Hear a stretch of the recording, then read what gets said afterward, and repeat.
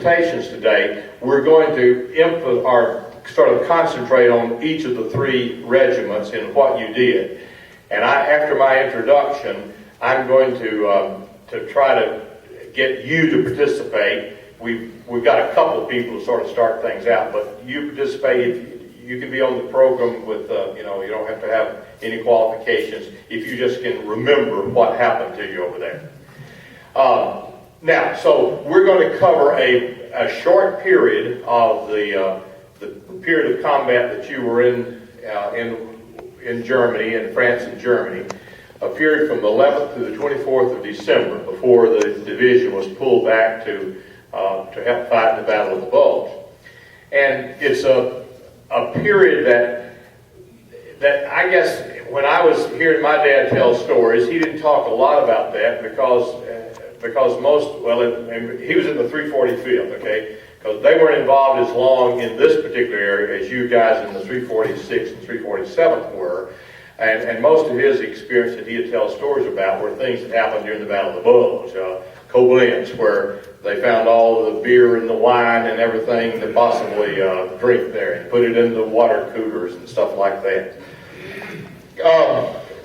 But this was a period that, as I've kind of learned more, was critical in lots of ways as far as the division developing its fighting strength, being tested to some degree, and just a devastating loss, both of lives and from a medical standpoint. And so it's a really important time to learn about and for you to share with us about that. Now, what I'm going to do then, I don't have too many slides. I want to make this more of a talking situation for us today. And so I'm going to run through my slides, and then we may come back to something there. If I don't use this, is it okay for a little bit? I don't want to totally waste my voice here, but let me get it clear. And Jim, I just talked to the AV guy. He could set you up with a wireless mic, but he said it'd take about 10 minutes of downtime. So I told him we'll No, we won't do that. We don't do that today. Yeah, and I would just, okay. So this is the period that we're going to talk about today. And let me just run through a few things here. Now these comments, and maybe most of this is hopefully for the sons and daughters that have tried to learn a little bit and maybe know a lot. And there are many of you who know a lot more about this than I do. And you can correct me, but wait till we're over kind of for most of it, unless it's a real glaring error, okay? And we'll get the point straight here. Now, let's go back briefly from D-Day in June, when Germany occupied all of this area here. They were all over France. And of course, the landings were made up here, Normandy landing here. We drove them back, and so basically from June to the end of toward the end of the year, December, when the 87th came in, this is pretty much the way things were. We had driven back, we occupied part of Belgium, did we not? This is brown up here. But let's just talk about what we're involved in. Right down here, in this part of Germany, here's Germany right here. There had been, Patton's Third Army was from here to about here. Am I okay for that? Roughly that sector there. And to the right of them was the 7th Army. So one of the tough things about the fighting in the Saar was that you were right on the edge of two armies. And the coordination between these two are very critical and lots of times very slow in getting clearance, particularly for firing, because the only people that knew what was going on in the other army were at the army headquarters. So, I mean, it was probably the worst place from that standpoint, for a unit to begin combat, particularly your initial combat there. So that's one critical thing that you should remember. And the other thing is that this was a very fortified position. This is right on the German border, where part of their Siegfried line was built. It was probably not as strong as it was up in the area of the Bulge, where you had to fight through there. But they had pillboxes. They controlled the air, the high ground that had fields of fire, so very good. On the other side was the French's Maginot Line, which had some fortifications. But and the Germans at this point were in a defensive position. They knew where all the coordinates of every crossroads was, so it was just a matter of their artillery saying, fire on concentration so-and-so, and boom, their 88 guns would go right there. So what a tough way to begin the fight. And the 26th Division, the division that you relieved when you went in there, I think had been fighting in this same area for about over a month, maybe 6 weeks, and had made no progress at all. I mean, it was just like a battering ram. So this is kind of what quickly the situation was. Now I'm just going to go ahead through, and then we're going to come back to some things. This is roughly what the terrain maybe looked like in most cases. A lot of open space, with some trees at various places there. I mean, that's beautiful now. And I think you guys probably began from more at a level area with a lot of mud and stuff, and kind of had to go up the hill to get there. But as an example, if this is, say, let's say that this high ground right here, like if there are pillboxes and enemy locations up there, they just can see everything that's going on down here. So if some troops are coming down to this situation, this intersection right here, they want to, if it's big enough for them to waste some artillery on, they can probably zero right in on it. And that's, of course, what occurred for so many people. But that's, again, the sons, the young people, that's kind of what a little bit of the terrain would look like. Now, let's talk about what happened during this time.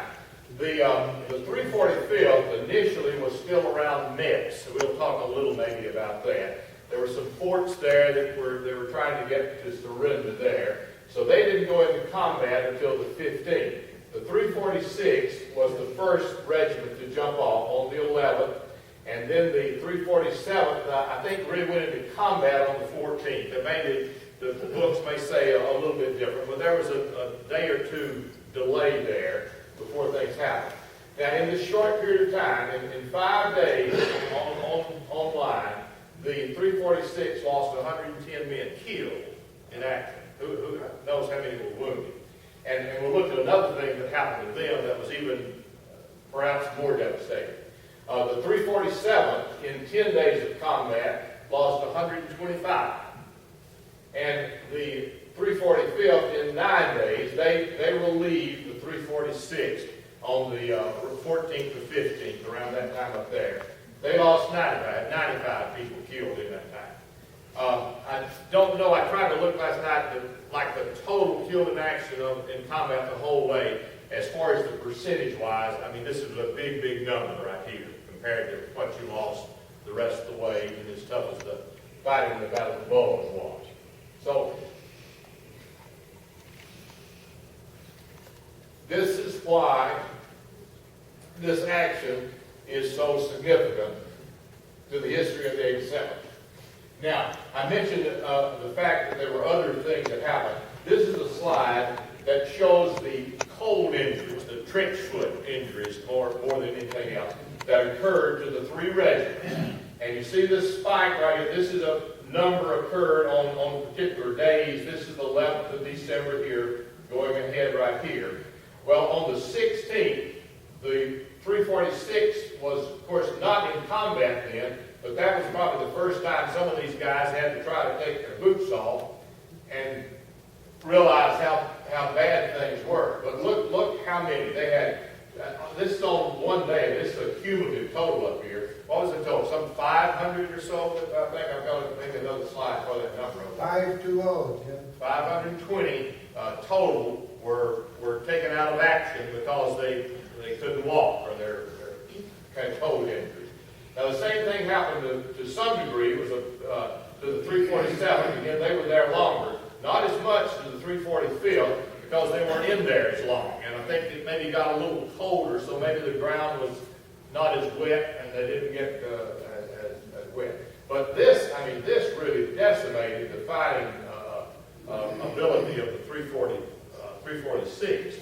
along with the number of people who were killed and wounded in the combat action there. And both Bob and Barney, they didn't mention it directly, but Barney was talking about the colonel maybe saved his life by, anyway, that's what happened to them. They had cold injuries and had to be evacuated. I think you said you spent, it was May or June of the next year before he finally got out of the hospital in England. Okay, so that's it. And this just shows of the cold injuries that was in the 346, the 1st Battalion was hit miserably. See that number there? And they were one of the, let's see, initially, didn't you jump off with the 2nd and 3rd Battalions, I think, at first? And I think 2nd Battalion was relieved by the 1st, so really, 1st was in reserve to start with, right?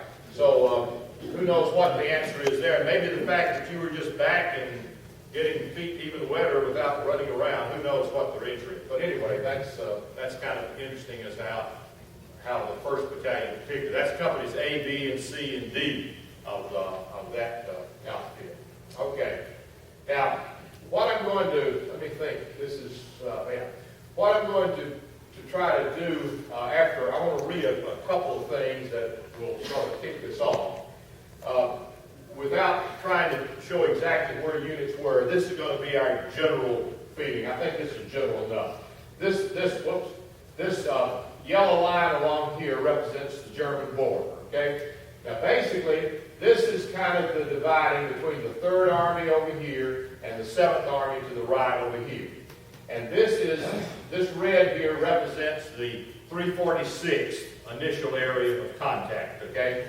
And this over here, even though I think it really shows the area that they later went into reserve, but for instruction purposes, this is basically where the 347th is going to be. They were anyway to the left of the 346. Now this is not exact, and you veterans may want to pin down on some particular towns. I know Gresham figures in, and Mendelsheim are areas that were quite involved there. But I'm not going to try to tell it. But for first timers and learning purposes, this is the area where the 87th Division fought during this period of time. With the 346 initially here, and then relieved after 5 days by the 345th. The 345th went over this same area. They were right over here. 347th stayed in combat to the left a little bit this whole time. Now, what happened during that time, I'm going to let you guys talk some about it, okay?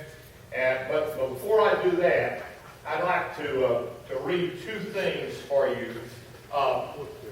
Did any of you have a chance to meet Jesse Caldwell and in the division reunions? Okay, Jesse Caldwell was the battalion medical doctor for 3rd Battalion of the 345th. And he kept a log in the initially of things that were going on. And he was at the battalion headquarters, and was a very, very close to Colonel Moran, who was the battalion commander. They were about the same age. And he could fraternize a little bit more with his medical officer than he could with the rest of his staff and everything. So I think they became real close friends. And so some of the things that he said would be kind of candid as to what really went on rather than what you wrote in maybe the reports or in the history book. And there's nothing derogatory here, but I want to read something that his description of what went on at a couple of times. All right? And then I have one other short thing from one of the guys who was in L Company that I got to know. Okay, this is an entry that he made on the 13th of December when the 345th was still in the area of Mix. They had not moved up to the Saar there. It says, we were on the move. They're the process. We were on the move. The other 2 regiments had gone from the apple orchard. That was the area that initially all the divisions sort of bivouacked in once you came down from Lahar by the train, right? They had gone initially from the apple orchard to relieve the battered 26th Division that had been in combat about 6 weeks. Our units had already gone into the attack, and we heard that the 346 had 100 casualties the first day. Now that doesn't mean killed, that means wounded and taken out of action. We thought that was pretty good at the headquarters. I think they must have had more though. He commented in this. So they were saying back there, well, that's to be expected the first day of combat, but it was worse than that. I thought that was an interesting comment. We were sandwiched between. Let me go on down. December the 14th, in the late afternoon, we moved up 4 miles to the forward assembly area beyond Wolverine. We were in an open field, and it was muddy, and a lot of trucks stuck, and the column was late getting in. I set up my aid station and ate a little something, and went over to the battalion command post 10, which was nearby, to get the attack order. The next day, the 345th was going to relieve the 346. It is funny that, it was funny that all the time there had always been the hope that something would happen, and that after all we would never go into combat. Some of the men said that they would never see combat because they had never sighted in their rifles. However, that night, all hope was lost. I'm sure back at those of you that were at Columbia, South Carolina, Fort Jackson, yeah. At Fort Jackson, after the success after initially the invasion, probably rumors got around, oh, this thing will be over by Christmas and all this stuff. And, we may not even have to go overseas. We'll probably have to go to the South Pacific and all that stuff. And so at this point, those were just rumors that you had. But I thought that was kind of a telling comment there. Okay, here's some more. It says, Lieutenant Colonel Moran, the battalion CO, seemed strained. A lot of things had gone wrong during the day. Wire had not been laid yet to all the units, and other things had not been done. All in all, we were not ready for combat. He's talking about the 345th, or his battalion, what he sensed there. He gave us the dope. The regimental commander had selected the 3rd Battalion to lead the regiment the next morning. We were to replace the 346 Regiment, and that was now about 2.5 miles north of where we were. There was to be a grand reconnaissance at dawn the next morning, and he said he wanted me to be there. In parentheses, he says, that was the way we had learned it at Fort Benning, where you had 2 medical officers in each infantry battalion. So they were going to go up and have this big briefing of the regiment. And that's what they did. Let me read. This is kind of interesting. He goes on describing, he went through that night. Now, the next morning on the 15th, he says, it sure was a big group, this reconnaissance party. There was everyone of importance from our battalion, and then there were the other 2 battalions and the regimental headquarters group. So all the people the critical people from regimental headquarters. There were S2 and S3, and all these were there. There must have been about 100 or more people there. As we drove up, we could see out on the fields our soldiers were coming back toward us. This was the 346 being relieved, or there may have been some withdrawing there. I don't know what was going on. They were walking slowly, slightly to the rear, but were scattered out over the field. It looked like a retreat to me, but of course I did not know. We came to a major and a captain of the 346. The major was the CO of the battalion. I think this was Major Riley, maybe it was. Anyway, your battalion commander, 346 battalion commander, I know would have been. He was dressed in his helmet and the GI raincoat and was covered with dried mud from head to foot. The ground was frozen that night for the first time that winter, and there was no wet mud for that hour. So that probably answers the question about why the 345th didn't get as wet. The ground was a little bit more frozen by then. He had not shaven for several days, and all in all looked wretched. He told us that Jerry, the Germans, would open fire any minute now, And about as soon as he said that, we heard machine gun fire of the fast German machine gun and saw the tracers coming over our heads. We all hit the ground, and my helmet went shooting away about 15 feet. I crawled over to it and fastened it a little more. The helmet had knocked my glasses off when I hit the dirt. We could not see just where the firing was coming from, as we were on the reverse slope of the hill. Several guns were going at the time, and further down the hill, mortar shells were straddling the road to the top of the hill. They were about 75 yards from us, and I thought that they had come toward us as we moved up the hill a little farther. Finally, the firing stopped, and it was good daylight again. Our battalion was moving up. Oh, let me see. It says the regimental commander, Colonel Sugg, and a few others stood right up on the top of the hill, straight up, and were looking all around.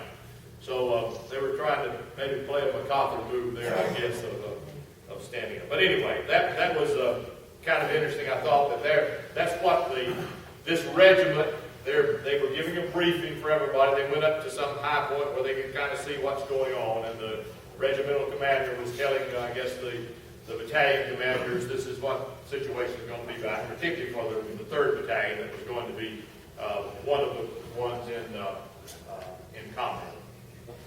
Okay, and then I'm about ready to get to you guys. There was a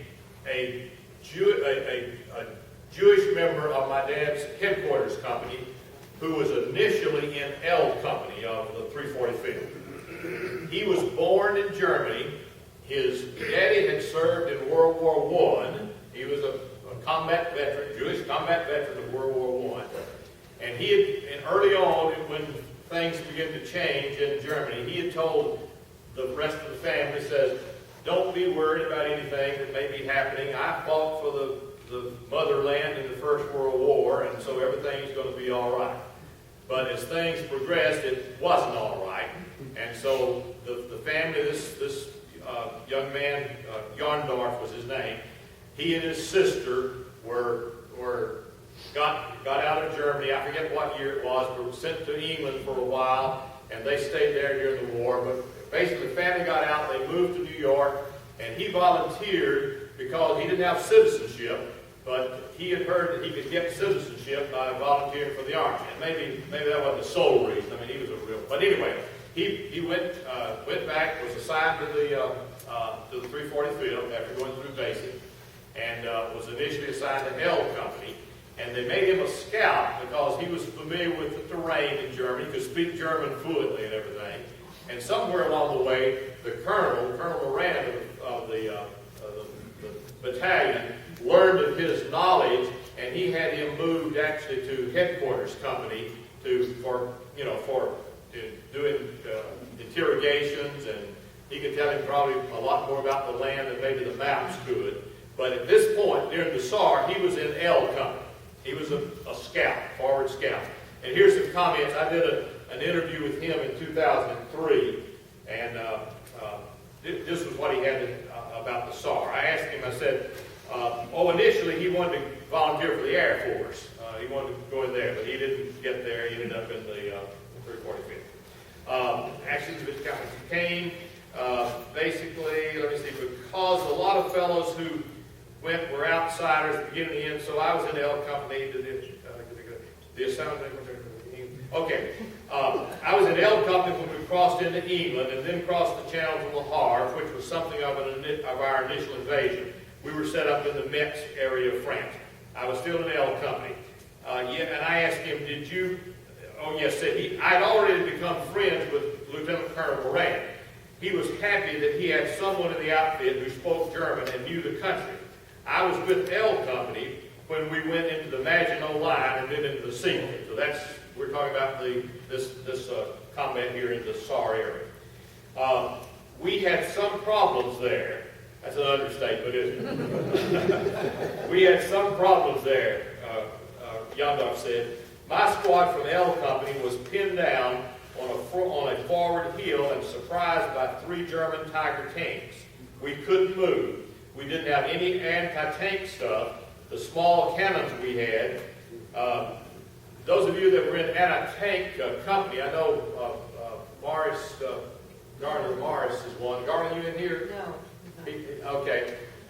But initially, the training, this anti-tank company trained with the old 37 mortars that were our guns, 37 guns that were used in World War I, right? And they learned to do fire direction with those, but after they got over, you got 57s, I believe. You got the more modern anti-tank gun, and he's, according to Rudy, he says he thinks they left the 37s once you landed in at Lahore. I don't know if that, but anyway, that was what he remembers. But the 57. So that was a comment there. So they didn't. We couldn't. Okay, the small gun. Okay, the 57s, which you now had, that we had were still ineffective against 88s or the 88s of the Tiger tanks.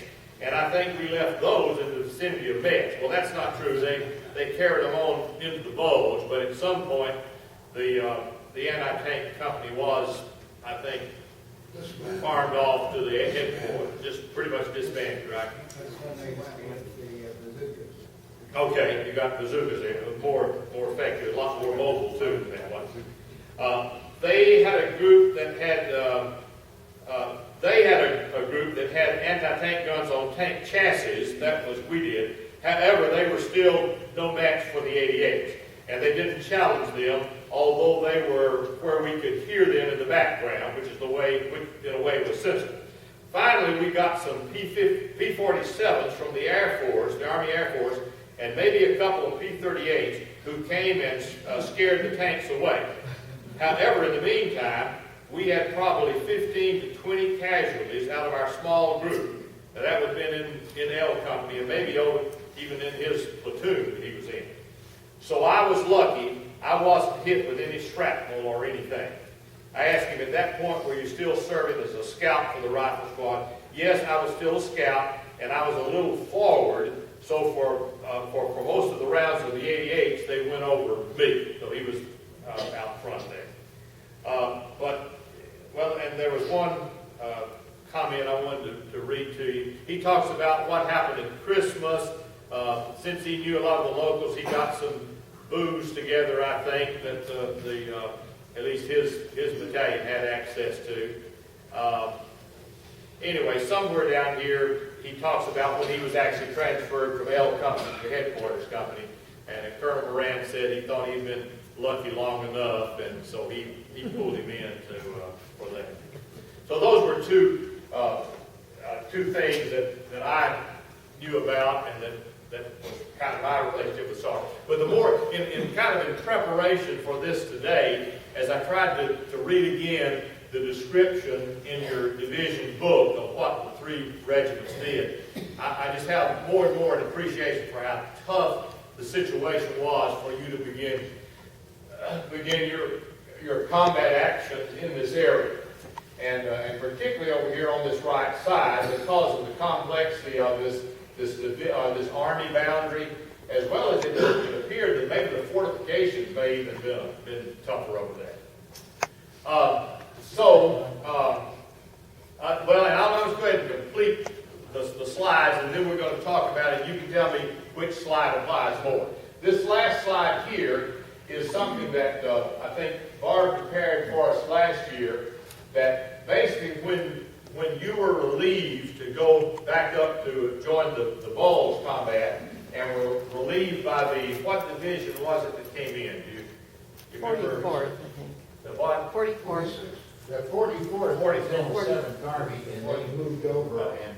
Okay, and kind of filled in, I think, for you. But basically, this is the extent. See, again, here's the German border, and you kind of begin back in this area here. With the work of both the 346 and 345th had moved up basically this far. The 347th had gone this far, and the relieving company didn't go down and take up these positions. That really, it made good sense, because this line, you were out sort of on a bit of a limb compared to what was over to the left side over here. So this sort of needed to be reconcentrated again, and they just had to fight the whole thing over again. And so that's basically when you, from here, you then move the trucks back up into Belgium there. Okay, now, what I'd like to do, I've taken 30 minutes here. What we'll do, I would like to talk some about what the experiences of the 346.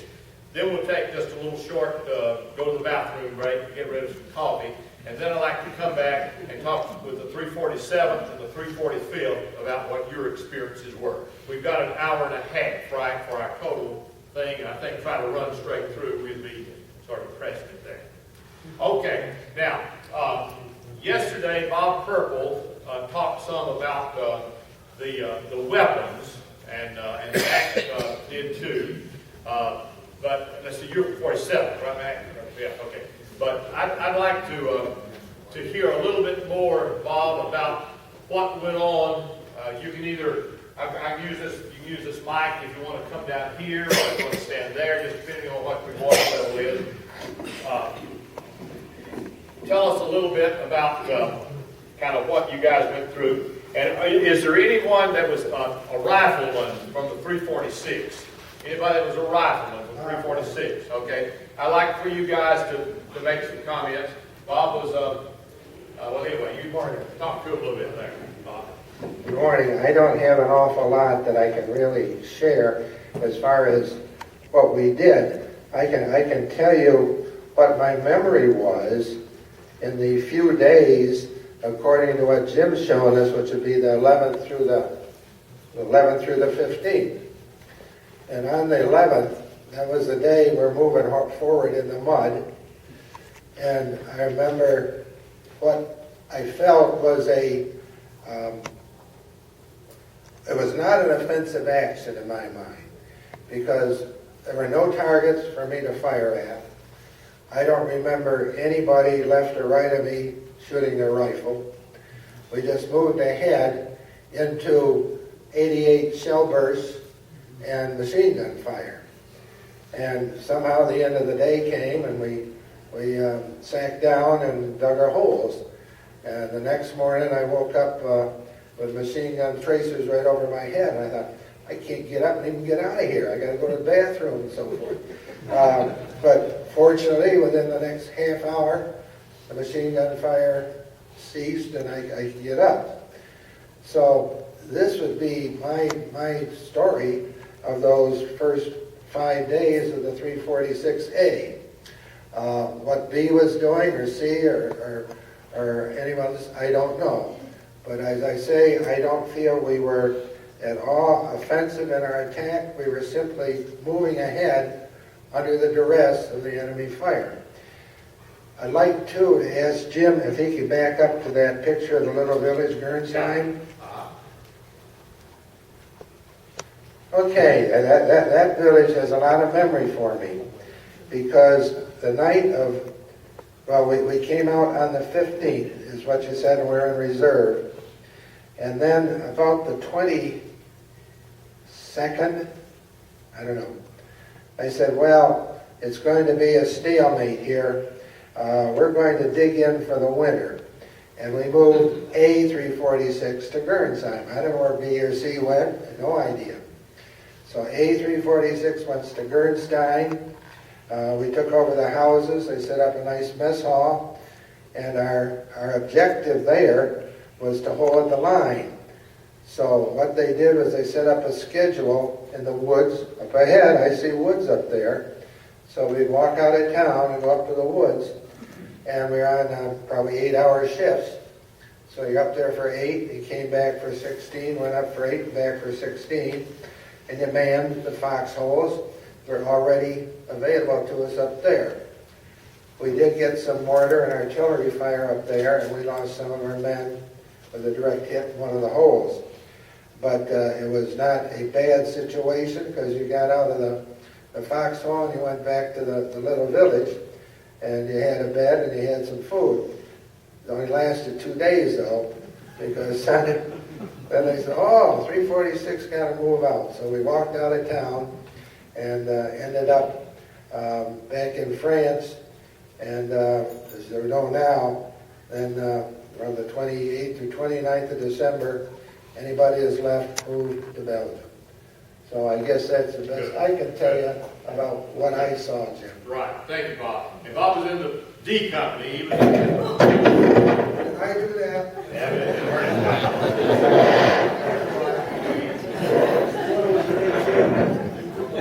That's okay. Nobody's perfect. Okay, Mark Baldwin was in B company, one of the rival companies, so I'd like to hear what his experience was. Well, after listening to Bob talk, the 15th of December really was an important day, because on that particular day, I was physically with 50 yards inside of the German border. We were on the reverse slope, okay, and we did have support with a armored battalion, and one of the lead tanks was hit by German tanks, which were located at the reverse side of the slope. And the assistant battalion commander was on the back of the tank that was hit. The commander of the tank was killed. The assistant battalion commander fell off of the back side of the tank and was running in my direction. My question to him was, "Where are you going?" Answer was, "I'm getting the hell out of here." Well,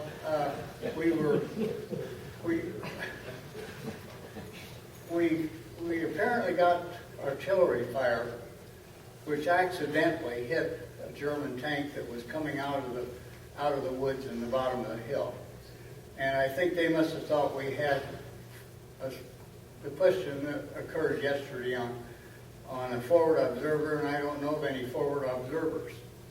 But somewhere or other, the German tank was hit, and there were 4 of them. 3 of them went back into the woods. Then we got an artillery barrage. The best we could do at that time was to fall into a crater hole or something to save yourself. And I think we must have had artillery for about maybe 2 hours or 3 hours. I was a scout along with my assistant, and he and I were not in the same hole. I kept calling for him. He didn't answer. After the barrage had stopped or ceased, I was able to find him, and his teeth were chattering, could hardly speak. At the same time, there were 2 Germans that were in a foxhole, and they had white flags on their weapons to indicate that they were going to give up. And so I had a motion for them to get out of the hole and, I suppose, become a prisoner of war. They didn't move. But this was at the time we started with the artillery barrage. So the question was, if I have to turn my back on them, even though they said they were going to give up, what were they going to do to me? Well, what happened was I decided, well, I'd better take them out.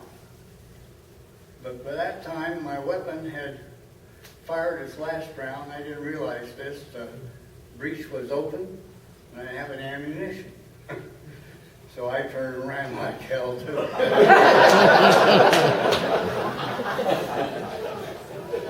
The same afternoon that this occurred was when we were relieved online. I thought it was K Company of the 3rd Battalion. And you say it was the... Well, it could have been your company, could have been relieved by another company within that battalion. Your own battalion was Yes, okay. There's a triangular bit where you have 2 battalions online and 1 in reserve. Right. Just like you have 2 regiments online and regiment right. reserve. Yeah.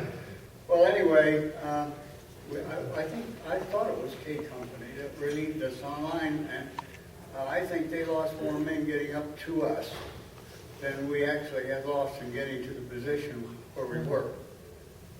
When I came back off of the line,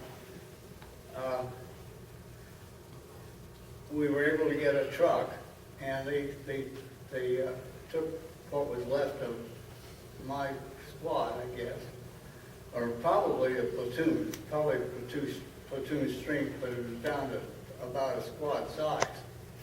So we went back to a crossroads, which was occupied by a woman, or a man by the name of Zimmerman, who was the station master of the town of Rimling. And his wife had the job of tending the gate that went across the road to stop traffic from going on the tracks. We stayed in that house, those of us who were still there. And I recall that that night I took my boots off. I say boots. We were still wearing leggings and shoes. I took my shoes off and couldn't get my shoes back on again. But we had been issued a 4-buckle Arctic, so I was able to wear a 4-buckle Arctic shoe in order to get around. It was very painful.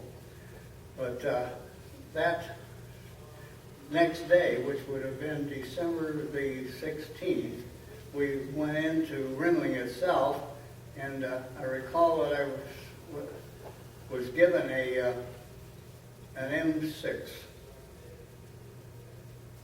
You remember, Jim, what they were called? There was a small submachine gun. A grease gun? Grease gun. Grease gun. Yeah. Yeah, and I was put on guard for a couple of hours inside the town of Rimling in the house we were in. Most of the time we were out in the field. Very seldom did we get inside of a building. Well, anyway, we were, that night, which would have been December the 16th, was the next day, December the 17th, medics came around and looked us over. I wound up going to a battalion aid station, wound up going back through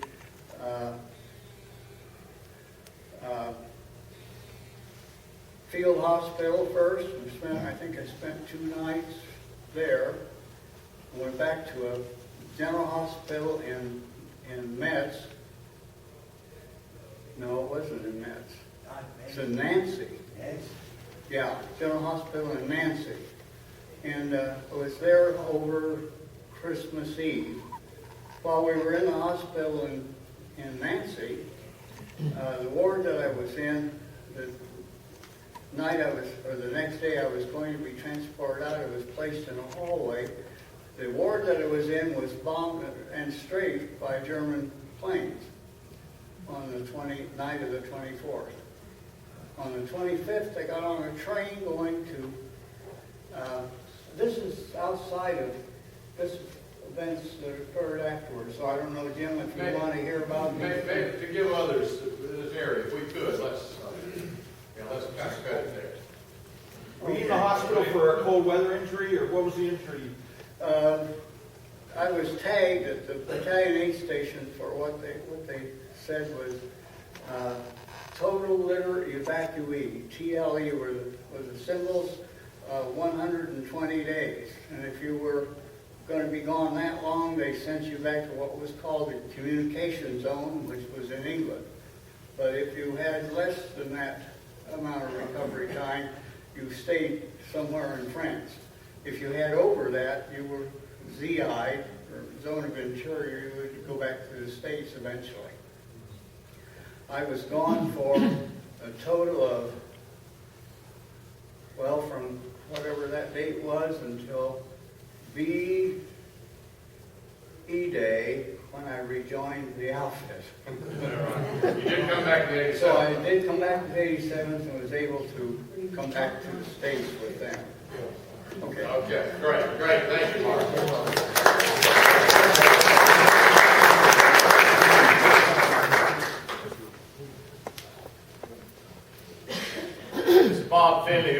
paint company of the 346. I may not need that. If I do, let me know. First thing I want to say was on uses. Okay. Okay. First thing I want to say is I don't remember only a train ride from La Havre. I remember it was partly walking, partly trucks, and also the train. But I do remember a farmhouse that we encountered on the way from La Havre, and I traded a farmer some sea rations for some Calvados. If you don't know what Calvados is, it's a very clear liquid, very powerful, and so that was my first trade. Yeah. And then when we got to Metz, then we were camped outside, and we were going to go into combat the next day. We were relieving the 26th Division. I had one of my very best friends in the 26th, and of course, being a young guy, I just turned 19, I said, I bet I'll meet him. Well, you did. But anyway, he got out okay, but I remember them coming out of there, very slow moving, and one of the things was that they had a lot of mud, and every footprint was this big, and they just couldn't move. So they told us, throw away your galoshes. And being a young guy, we did what we were told. We threw them away. And so we went into combat. Another guy named Foley and I were forward observers. On the first day, I was in one direction, he was another one. He got hit in the head and was killed. So that was my first lucky deal. I was in the right place. And then I also remember coming back to battalion headquarters, I guess, looking forward to every day coming back to report on what I'd seen and enjoying the warmth of their stove there and take your shoes off, and it was nice, a nice feeling. But anyway, that's what happened. And then I remember the first time that we had those 88s coming over, we hadn't had time to dig any holes. I jumped into a foxhole with a dead German who lost his leg, and so sat on top of him for a while. And that was another experience. Then our company and the rest were picked when the Battle of the Bulge had started, and they said, okay, you guys are going to go north. And so we did, and we went up to some point on the outskirts of the Battle of the Bulge, and we had another foot inspection, and that's when I got pulled.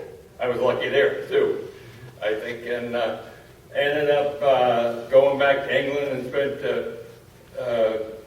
3 months in a hospital in England, and then came back to, sent to a replacement depot outside of Paris, the woods of Boulogne.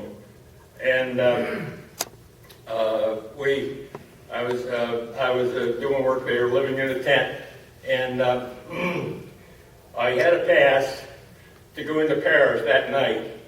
It was VJ Day, and I came back to the tent, and somebody had stolen my pants out of my duffel bag.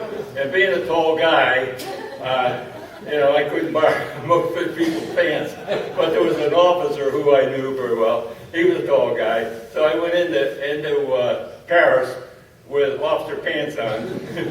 And then we got to Paris, and I can tell you it was wall-to-wall people. Absolutely unbelievable. Because that was completely the end of the war for everything. That was VJ Day. And it was just spectacular. No, VJ Day. VJ Day. VE Day had already passed. This is VJ Day. But it still was the end of the total war. So that's what I remember. And then, Don't go too far. We just covered the Saar. okay, that's it. Okay. Good job.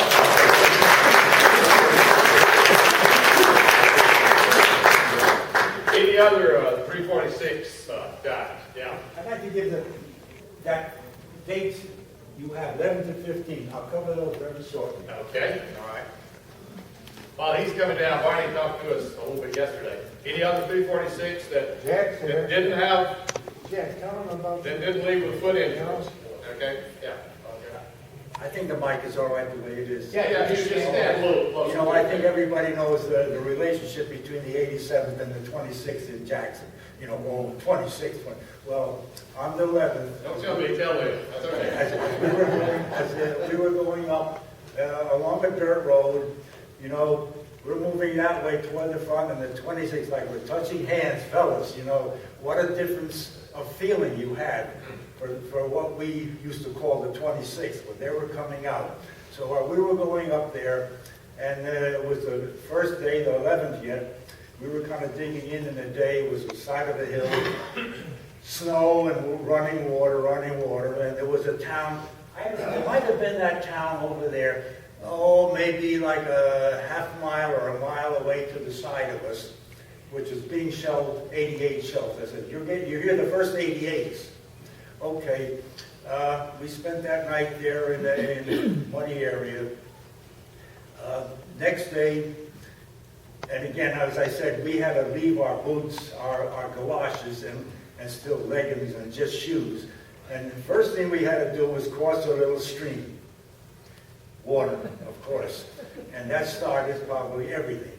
Well, we moved up onto a hill under the trees, and some artillery fire was coming in, and tree burst. So as I said, I had the machine gun.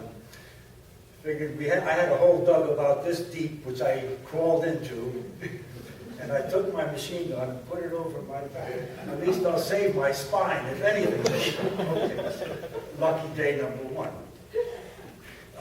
From there on, we're moving to another place, and it was like a defensive position. We were along a whole long ridge, and we could look down,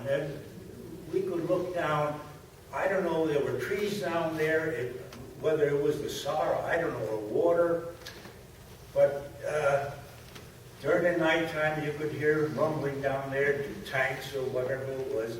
And as we talk about the artillery spotter, well, we had some tank destroyers located right behind us where we were dug in there. And we could hear this rumbling down there, and our little cub spotters were dancing around out there like butterflies, you know, sort of lessening themselves as targets. And then the P-47s came in. We've heard that mentioned. I've even watched a documentary on television about a P-47 pilot on the European front. I said to myself, I might have been watching the guy who was speaking in the flying.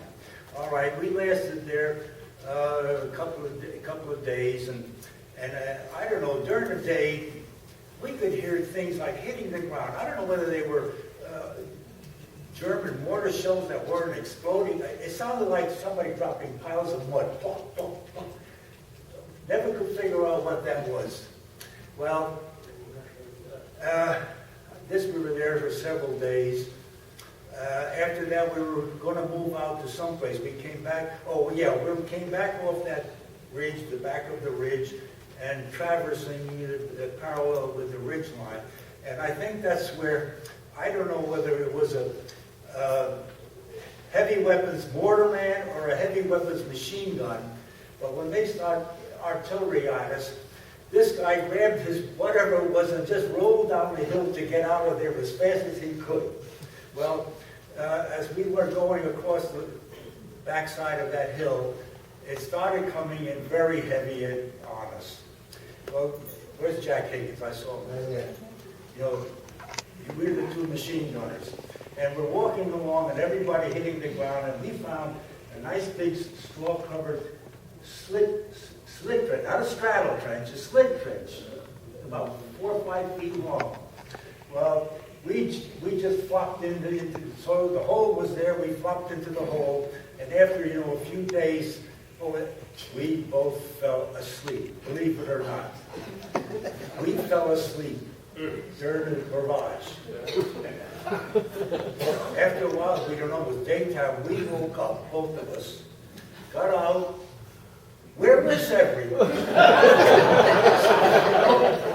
I mean, where's the rest of our squad? And I think they thought we were dead. Actually, that's the only thing I can think of. They thought we were dead, and they just figured what we used. So we got up, looked around, and off in the distance was an old farmhouse, a stone farmhouse, whatever it was. And I said, well, maybe it's a command post or whatever it is. Let's go see, where is everyone? We did, and now this is the 15th. Got over there, told them our story, how we can't find our outfit. Take off your shoes. I said, forget it, we're looking for our outfit. Take off your shoes. We did, and their feet just went like that. And that's the end of it. So that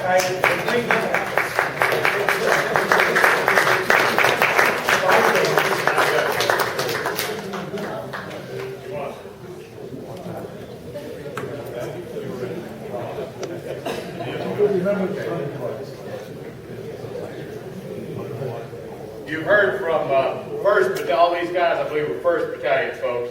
Here's a 3rd Battalion man, George Watson. Okay, I was a survey and instrument for a heavy weapons company. Heavy machine guns, water cooled, and 81 millimeter mortars. My job was to go up and assess what the rifle companies needed as support. When we jumped off in the attack, before that I had to survey what was ahead of us. So I went up to a listening station with 2 riflemen. They had a sound power telephone. I asked them a few questions, and then all hell broke loose. And I looked over the side. I was looking down into a sparse pine forest. And our L company was in the attack. And it was just like Hollywood. I was looking down probably 250 feet, maybe more. And here came the artillery burst. Bang, bang, bang, bang, bang. And I could see the men fall down. And this group, that group, and so forth. So I went back, I made a determination, and I brought up 2 heavy machine guns to that position. At that point, then I returned, and I went back and I spoke to the heavy mortars. And I told them what I had seen, and they dug in, and I gave them an approximate idea. And then they said, would I take the observer back with me? And I did. So he did some spotting, and the machine guns were dug in, but the rifle company was practically decimated. So they had to pull back. So from that point then, I went over to a K company and I asked them what they were going to do. And I looked at the map that they had, a sparse map. And I called back on a 300 radio I had to the mortars. I told them what I had seen. The spotter was up there, and he said, can I use your radio? And he called back. And then you lay down a heavy barrage of mortar fire. And at that point then they said, okay, we're going to stop here and dig in. But I'm surprised that you fellas didn't talk about the mud and the rain. It was a constant rain. If you dug a hole, it filled up with water. And this went on for a number of days. At the point that we had reached the Siegfried line, it was unmanned. And we could jump over the wall, and we had progressed maybe, I would say, several hundred yards. And then we received a call on the radio that I had to pull back and make another survey for the company, the L company, which had regrouped again and was coming up. So my job was to go from company to company, or situation to situation. and determine what they needed of our support. At that time, it was heavy machine guns. But I became involved in both the mortars, 81s, and the heavy machine guns. So I was alone or injured, and I was not. But in the Saar is a town called Jena. And Jena is the home of the Carl Zeiss Works. Our particular group, our company, was given the job of going to the Zeiss Works in Jena, and we cleared it out, and behind us were the civilian engineers that come in. Because if you remember, Carl Zeiss had a tremendous name in optics. It was the Zeiss camera, it was the Zeiss binoculars, it was the Zeiss telescopes for the submarines, and so forth and so on.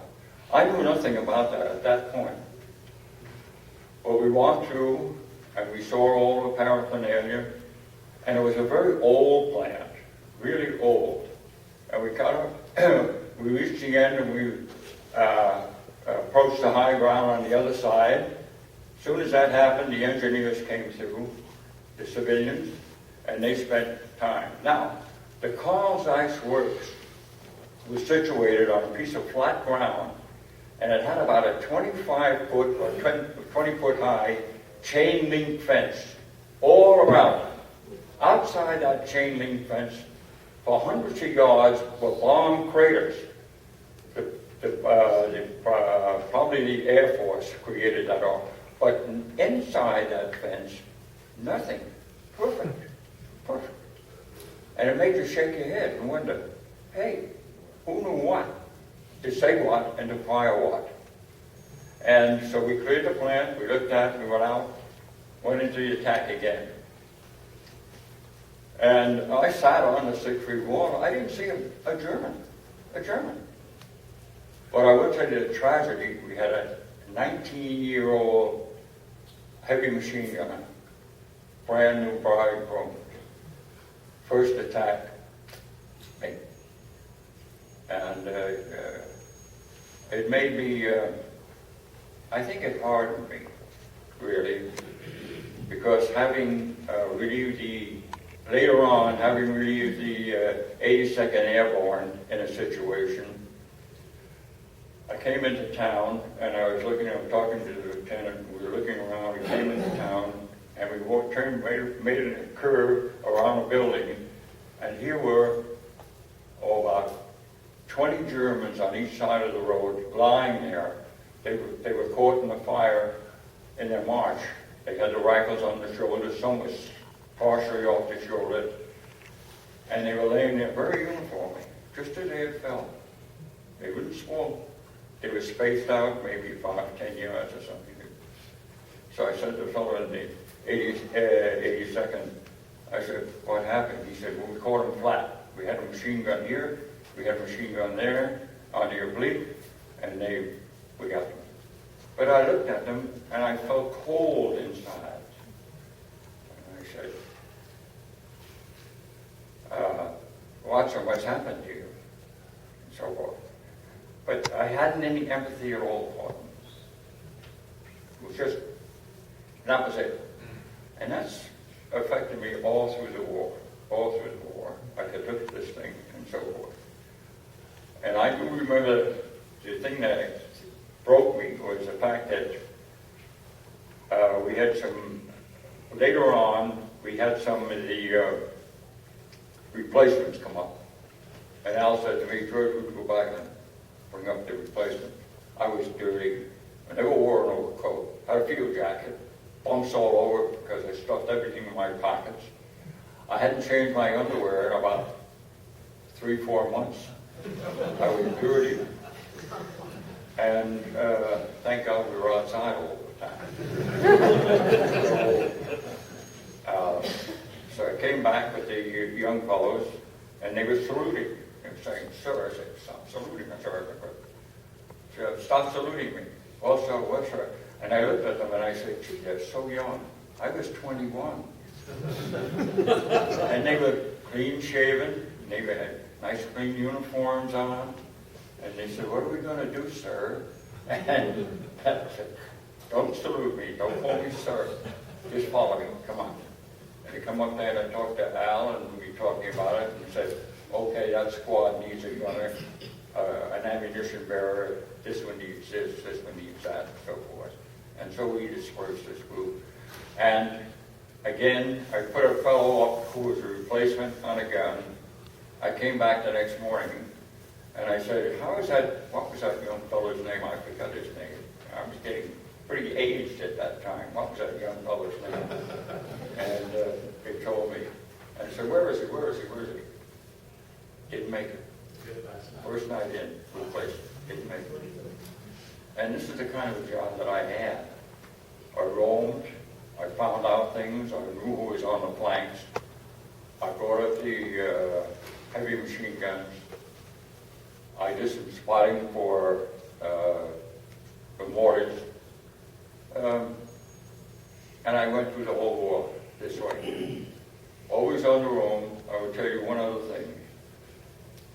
A situation that really occurred to me was a machine gun. I wanted to find out who was on the right flank. And I went off through a series of woods. And I came into a little dell. And as I did, I looked up. And from here to the wall, there was a machine gun on a little rise. And the fellow with barrel sighting the machine gun. You all know what barrel sighting is, all right? He barrel sighted the machine gun, and it was right at me. And I said, "Uh-oh, this is it. This is it." I froze. Seemed like hours. It must have been 10 seconds. And I watched the gunner, and nothing happened. And then I looked up again, and nothing happened. So I made a little move, again, and I advanced to the ridge. It was freezing cold at that time.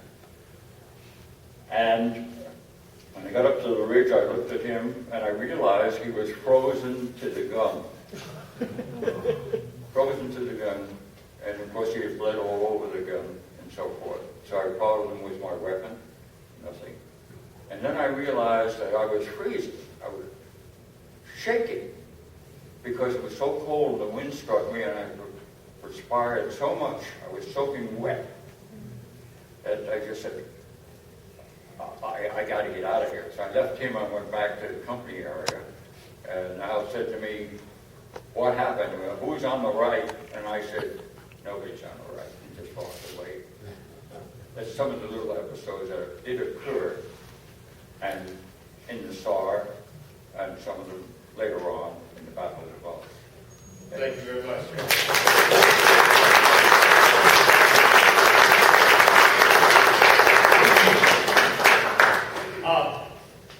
We are, can we plow through this thing?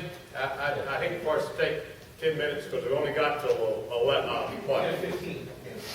You got 15 minutes total. Total.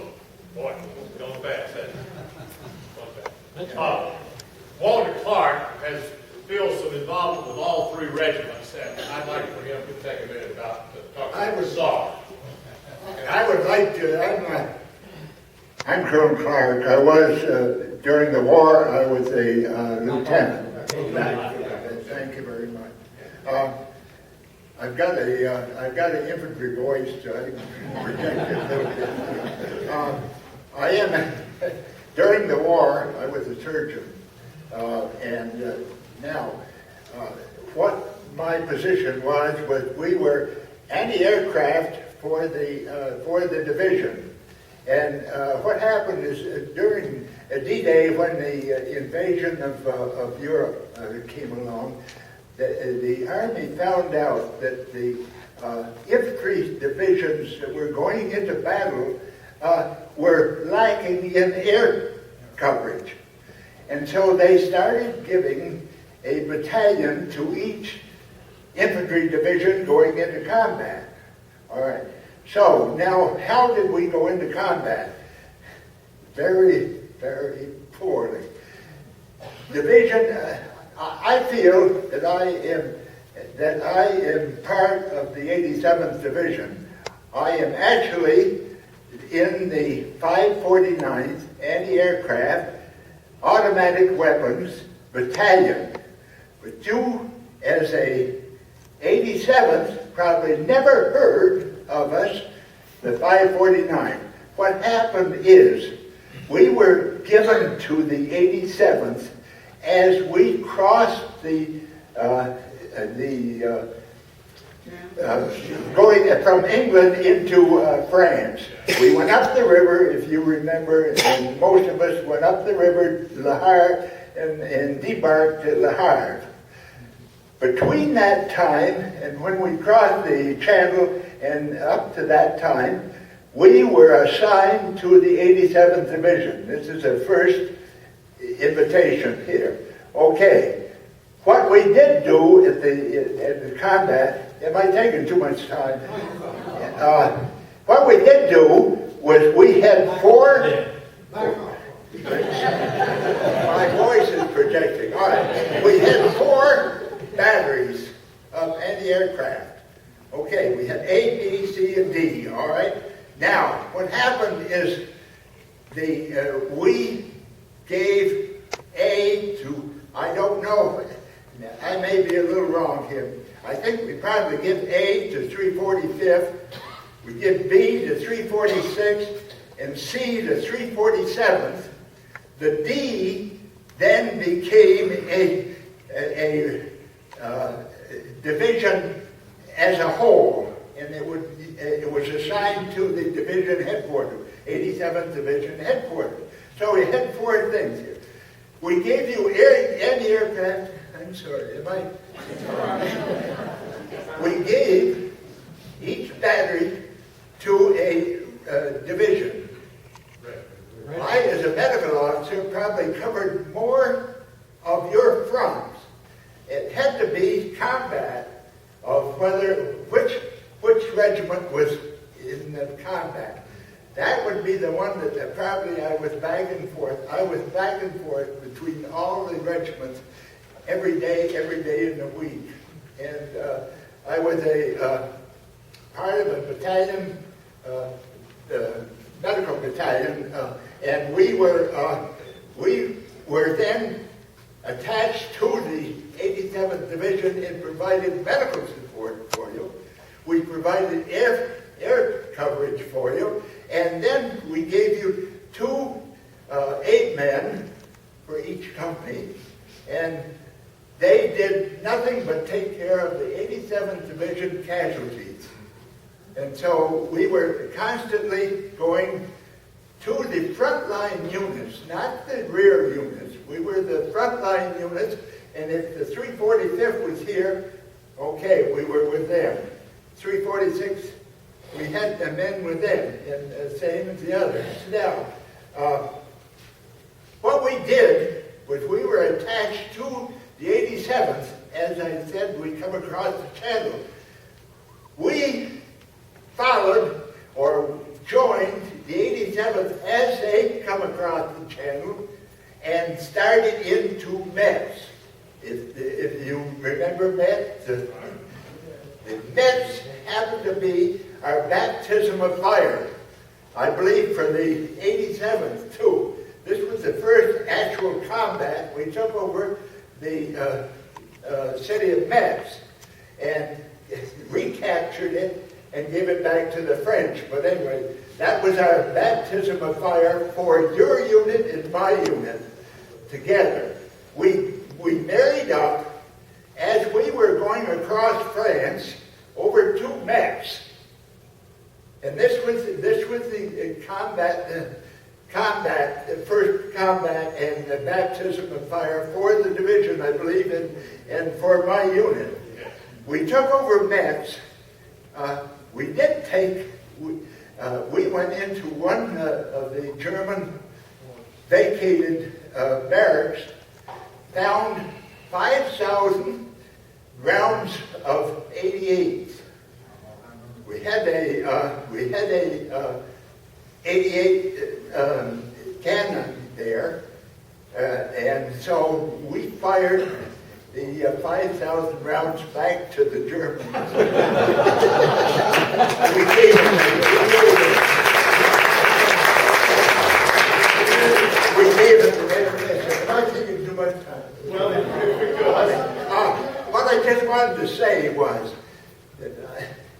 never gave up on going around to the divisions, and I feel that I'm part of you as your division. I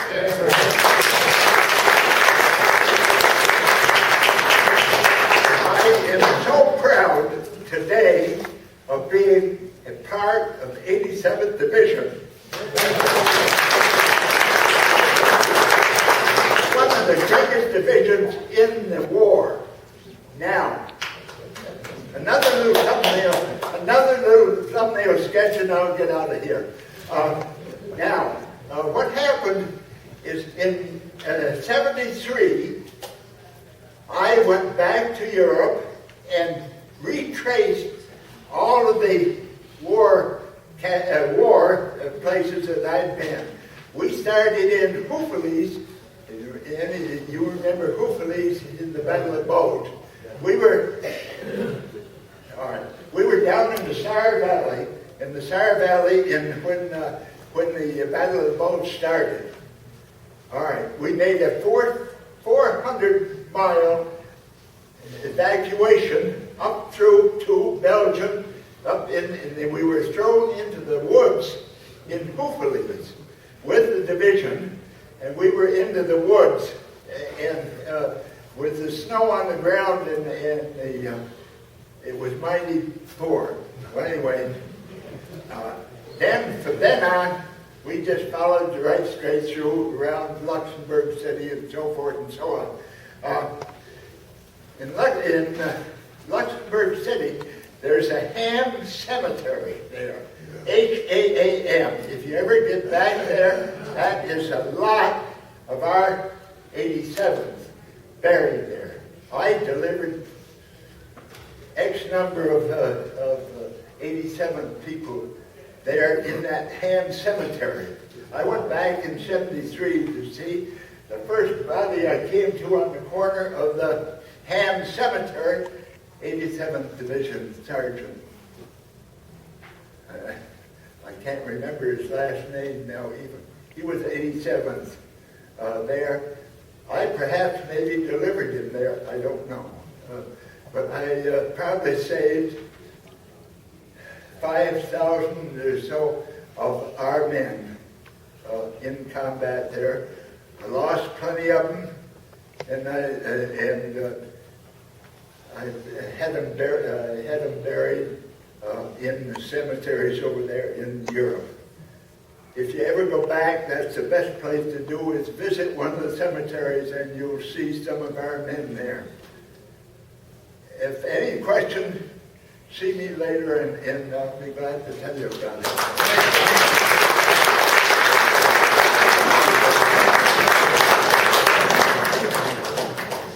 Okay, I'm going to move on with us, and I'm going to go to the 347. As you can see, we're not going to have as long as we had originally had hoped for. I'd like to call on, very quickly, again, remember the 347th was to the left in the combat. They stayed in combat the entire time until the division was withdrawn, and had relatively more success, and who knows exactly why. It may have been less resistance, may have been more fit, ready for combat, but for any reason they had a good record there. And I'd like to, because of a special relationship that many of us experienced yesterday with our plane trip, in which Tom Langston had done the coordination, a good friend of his, Jack Moran, who became a friend of his, is from the 347th, and I'd like for Jack to tell a little bit about why they became good friends, and maybe a little bit about his experience in the Saar. Jack? I think many of you know who Tom Langston is. That good-looking young man in the third row over here. He was responsible for our flight yesterday for the bus, for the vehicles out in front, and he's been a great supporter of this association and always will be. He jumped in with both feet. Anyway,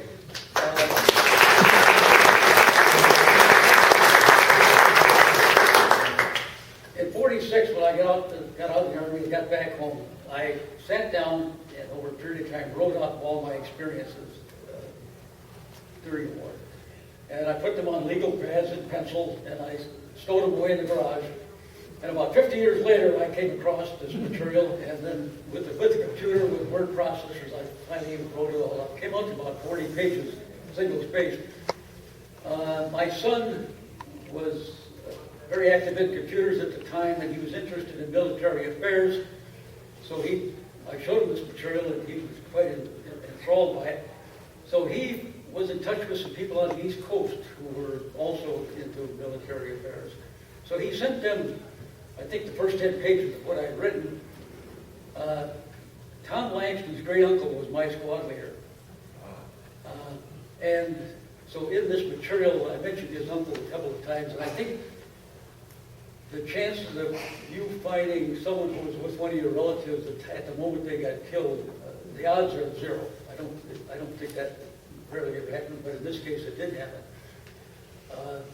So this people back east, my son told them not to publish this, not to disseminate this material without our permission, but they did anyway. And somehow Tom Langston saw this material, and he saw his uncle's name there in a couple of places, and it just excited him very much. And his father, who was the nephew of my squad leader. So they got in touch with me, and we become the greatest of friends.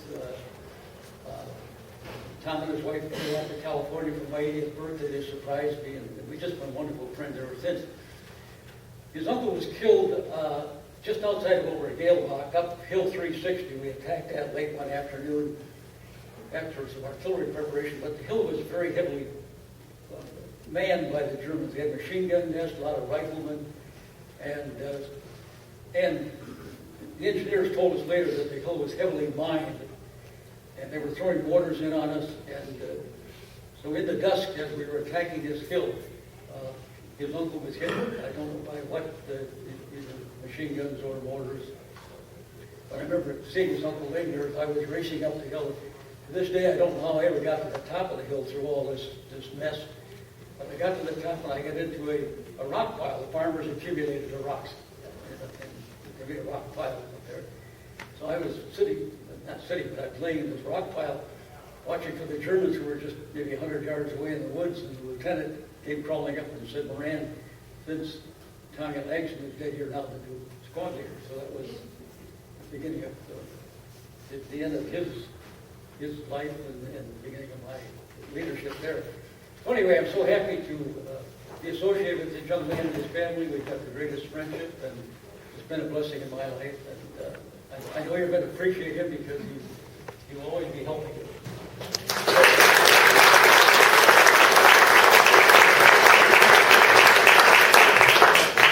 Okay, I tell you what we're going to have to do. We're going to have to continue this session next year. So you've all got to report back. What we'll do, again, we'll have this on the schedule again next year. You've heard pretty much the 346. We'll take up, finish 347th, and then go to the 345th in the area of the Saar.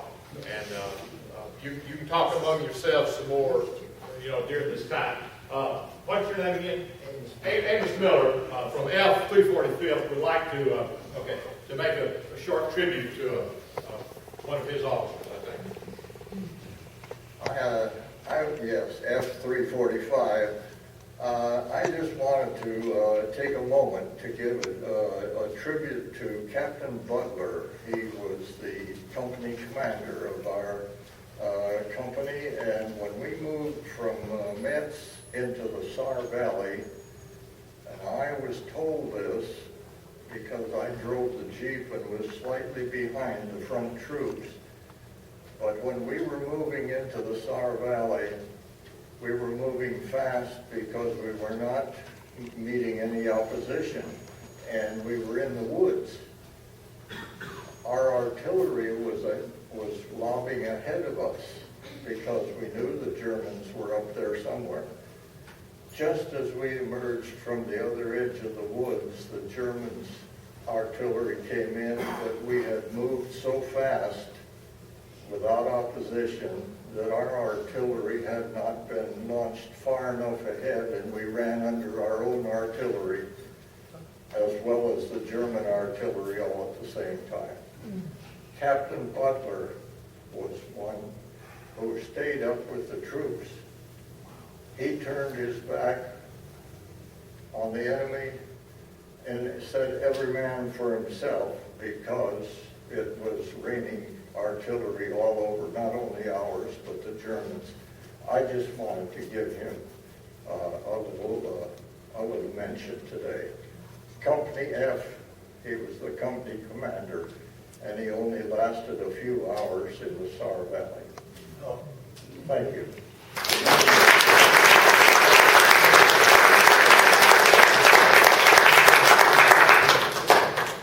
Well, so an hour and a half wasn't quite enough. You sure did make, Mac. Hey, you can have 5 more. The next session starts at 1:15. Okay. And so we need, 5, 10 minutes. Okay, well, I've got one to wrap. Okay, Mac, call. I'd like to make one observation. We saw the statistics that Jim put up on the screen about the cold injuries up in the Saar, how many we had. And we also know the number of killed up there. Paul Nessman, who was M Company 347, was the division statistician for many, many years. And he attended many of these reunions. Sorry, Paul died this past year. God rest him.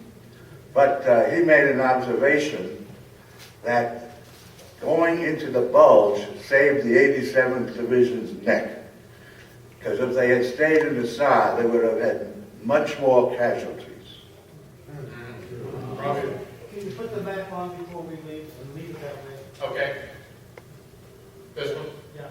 Okay, all right. Jim, I'd just like to make an observation. Yes. Because of the trench foot problem, was it the 346? Yes. Yeah.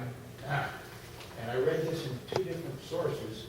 The Corps commander reported back to Patton that there was a tremendous trench foot problem in the 87th Division.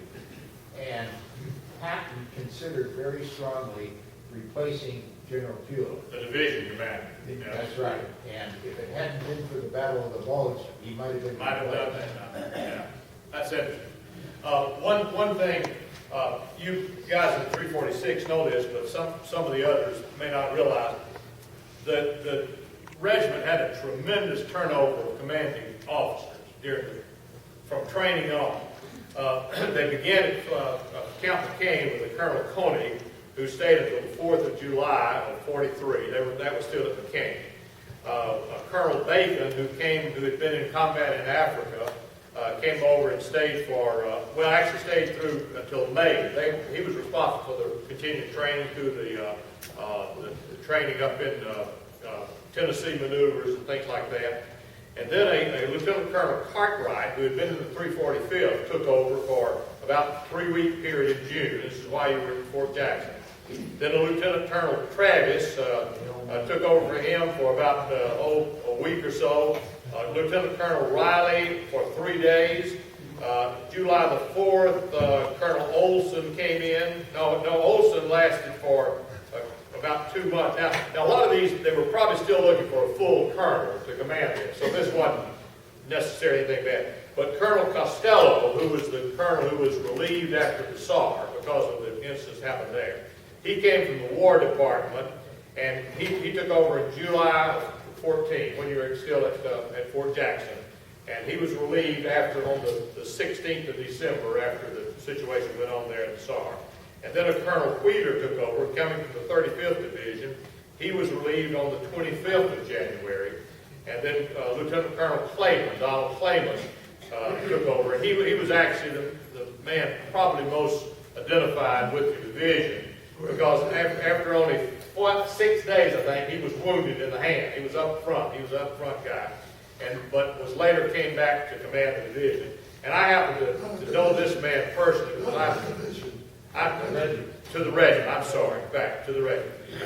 I got to know this man personally after he was Brigadier General when I was serving in Korea for a year, and I became his aide for a while.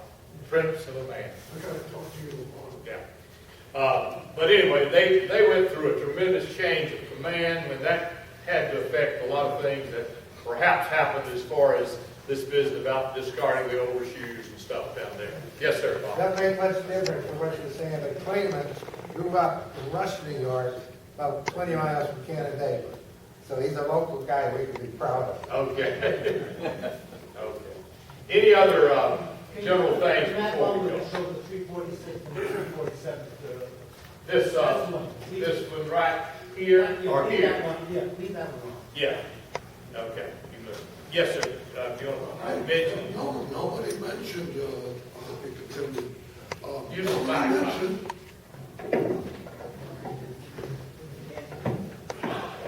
nobody mentioned ice in the Saar Valley. Does anybody remember ice in the Saar Valley? Well, I do, because I dug a foxhole. I dug a foxhole, and there were ice blocks all over the place. So I went and got the ice blocks, and I rimmed my foxhole with the ice blocks. Well, the artillery got all screwed up, and they got close to the infantry. So here we had these 155 long toms next to infantry foxholes. And I had ice blocks around my hole. So they started firing. The ice blocks fell into my hole. Good thing I had a helmet. They hit me in the head. But I do remember, if none of you remember ice, there was tremendous ice. The only other thing I want to observe is that if you want to recall or to understand the conditions in the Saar Valley, there's nothing better than to read Lester Atwell's book, Private, which was highly commended and which is very authoritative. He was a friend of mine, but I say this objectively. He won many awards and remains today. I'm donating a copy of the book autographed by Lester to the division.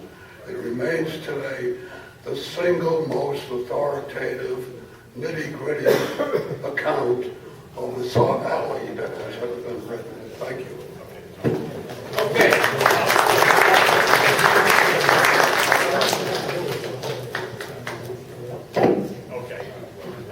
We need to go. There's some active duty people, Lieutenant Quinn, where's Lieutenant Quinn? You guys, they're serving, what, back from Afghanistan? We're stationed right out here, 339 Combat Support Hospital. Okay, all right. But if anyone there responsible, I think, for the vehicles out? Yes, sir. As well as the display in the corner of the hospitality suite, if Yes, you've sir. got a chance to look at that, you can ask these guys and find out some more first-hand information about that. And the MREs, don't forget. Yeah, they've already. And all the MREs, all those wonderful meals that you're going to take home and try. We do have